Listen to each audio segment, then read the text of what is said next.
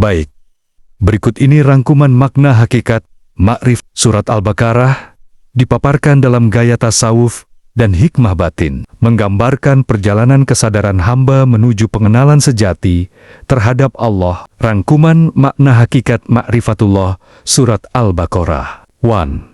Tentang permulaan huruf alif, L, M, M. Huruf-huruf ini bukan sekadar tanda, tetapi rahasia antara Tuhan dan hamba. Ia melambangkan tabir antara yang dikenal dan yang mengenal. Dalam tasawuf, alif adalah lambang keesaan zat, L, M adalah pancaran ilmu dan perintah, dan M adalah tajalli rahmat dalam bentuk makhluk. Maka, perjalanan makrifat dimulai dari mengenal bahwa seluruh ciptaan adalah cermin dari huruf-huruf ilahi yang hidup. Kitab sebagai petunjuk bagi mutak, N ayat 2-5.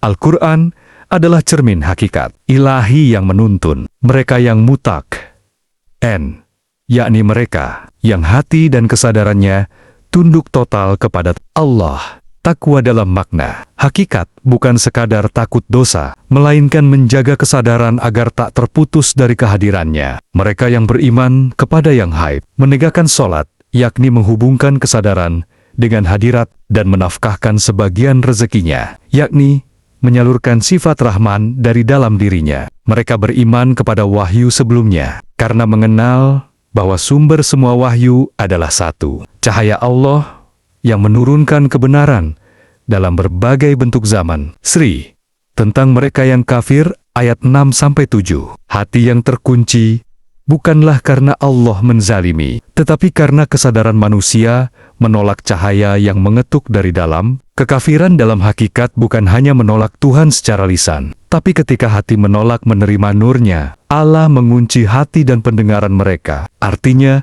cahaya ma'rifah tidak lagi menembus ruang batin yang tertutup oleh ego dan keserakahan. 4. Tentang mereka yang munafik, ayat 8-16. Kemunafikan adalah keadaan kesadaran yang terbelah.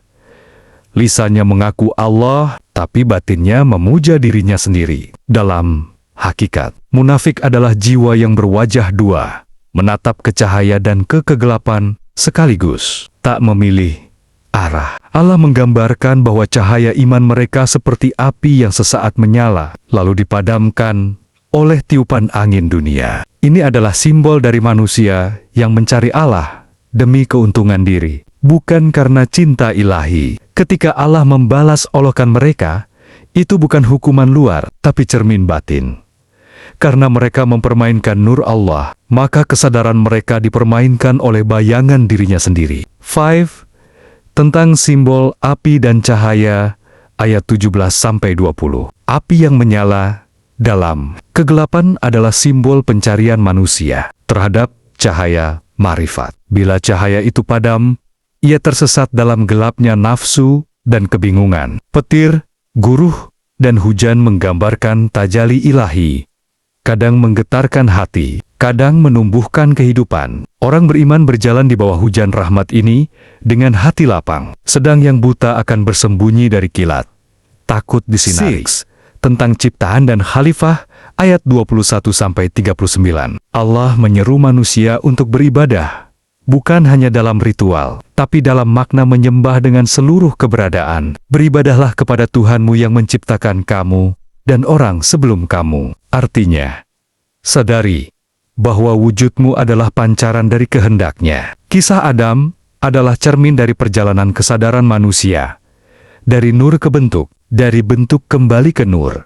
Adam mengenal nama-nama, yaitu rahasia ilahi dalam segala ciptaan. Maka marifat adalah membaca setiap nama itu di dalam diri sendiri ketika manusia tergoda oleh setan, yakni ego yang memisahkan. Ia jatuh ke bumi kesadaran jasmani, namun Allah menjanjikan jalan kembali.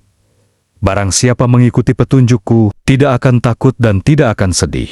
Kesimpulan, hakikat Surat Al-Baqarah adalah cermin perjalanan jiwa dari kebodohan menuju cahaya. Ia menuntun manusia agar mengenal zat Allah melalui huruf dan tandanya, sifat Allah melalui keindahan petunjuknya, af'al Allah melalui segala ciptaannya. Ma'rifatullah dalam Al-Baqarah adalah kesadaran bahwa seluruh ayat, perintah, kisah, bahkan larangan, semuanya adalah cara Allah memperkenalkan diri Nia kepada hamba. Dan pada akhirnya, orang beriman bukan sekadar yang beragama secara zahir, tapi yang menyaksikan Allah dalam setiap hembusan hidup, melihat dunia bukan sebagai tempat terpisah darinya, melainkan ladang pengenalan menuju kesatuan cinta. Baik, berikut rangkuman makna hakikat Ma'rifatullah surat Al-Baqarah ayat 40-80, ditulis dalam gaya tasawuf hikmah batin,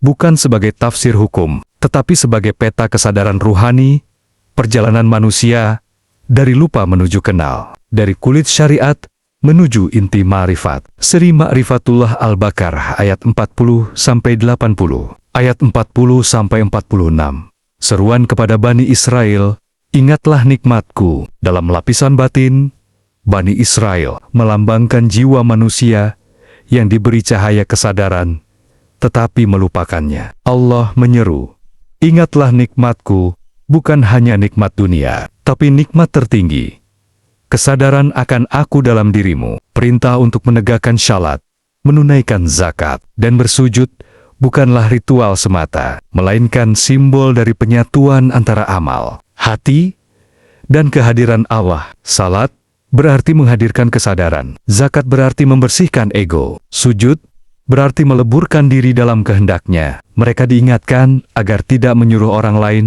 berbuat baik, tapi melupakan diri sendiri. Ini adalah peringatan bagi jiwa yang berbicara tentang Tuhan, tapi belum menaksikan naya di dalam batin.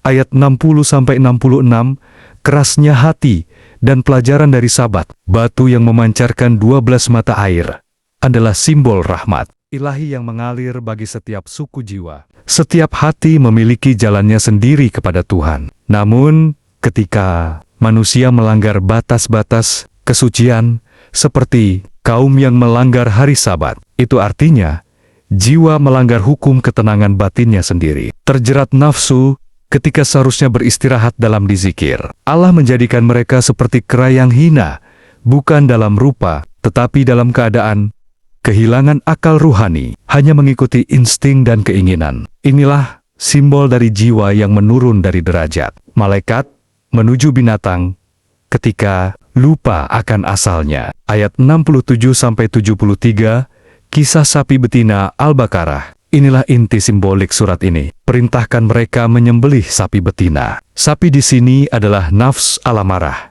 nafsu yang kuat, penuh keinginan duniawi, namun juga sumber tenaga kehidupan. Menyembelih sapi berarti menundukkan nafsu agar kembali menjadi hewan tunggangan ruh, bukan penguasa batin. Mereka memperdebatkan warna sapi, kuning cerah, tidak tua, dan tidak muda. Itu melambangkan keseimbangan antara gairah dan ketenangan, antara jasmani dan ruhani. Setiap pertanyaan mereka menyingkap bahwa akal yang sibuk menafsir malah menjauh dari makna. Ketika akhirnya sapi disembelih, hati pun bersih dari kekerasan, dan ruh yang mati hidup kembali, seperti orang mati yang dipukul dengan bagian sapi itu. Artinya, jiwa yang mematikan nafsunya akan dihidupkan oleh cahaya ilahi. Ayat 74-77, hati yang lebih keras dari batu. Setelah semua tanda, Allah menyebut, kemudian hati kalian menjadi keras seperti batu, bahkan lebih keras lagi. Dalam hakikat,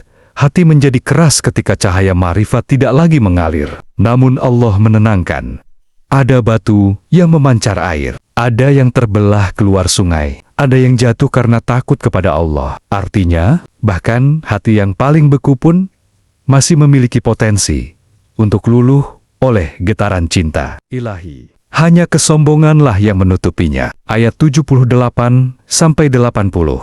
Ilmu yang terhijab dan janji palsu. Allah mencela mereka yang menulis kitab dengan tangan sendiri dan berkata, ini dari Allah. Dalam lapisan batin, ini adalah ilmu yang lahir dari ego, bukan dari penyaksian ruhani. Orang yang menjadikan akalnya sebagai Tuhan akan menulis kebenaran palsu untuk membenarkan dirinya. Sedangkan orang yang mengenal Allah tidak menulis untuk menang, tapi untuk menunjukkan nurnya. Mereka berkata, kami takkan disentuh api neraka kecuali beberapa hari. Ini simbol dari jiwa yang merasa aman dalam kesalahan, merasa cukup dengan simbol agama tanpa makna batin. Padahal Ma'rifat mengajarkan, selama masih ada jarak antara engkau dan Allah, engkau masih dalam api keterpisahan.